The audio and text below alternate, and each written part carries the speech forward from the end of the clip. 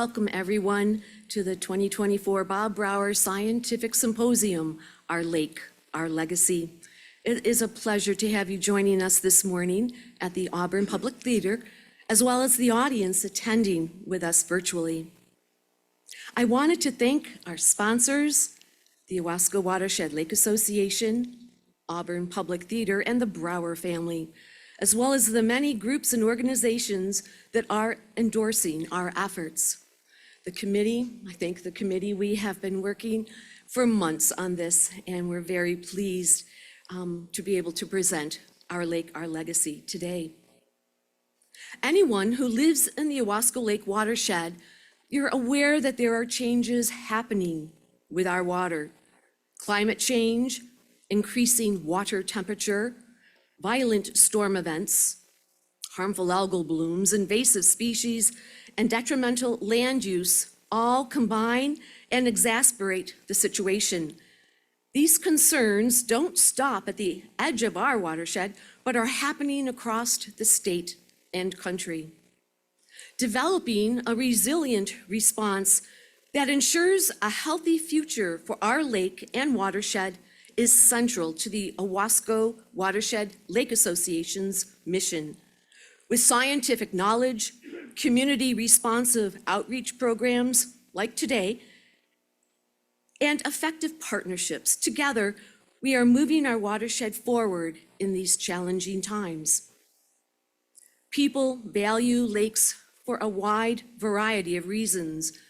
Lakes can hold significant personal and cultural meaning, provide opportunities for recreation, bolster property values, and even comprise of people's livelihoods.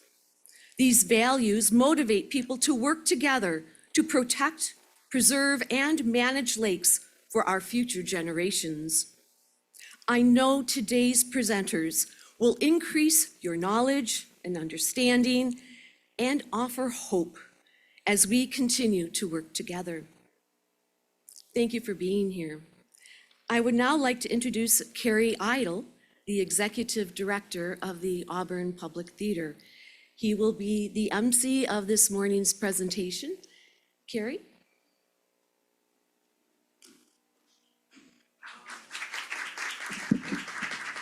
Thank you, Ann.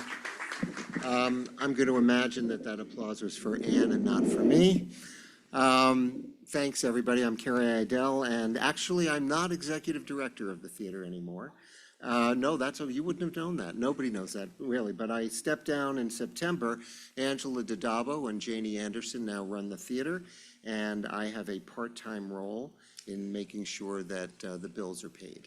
So here we are at the Owasco Watershed yearly meeting.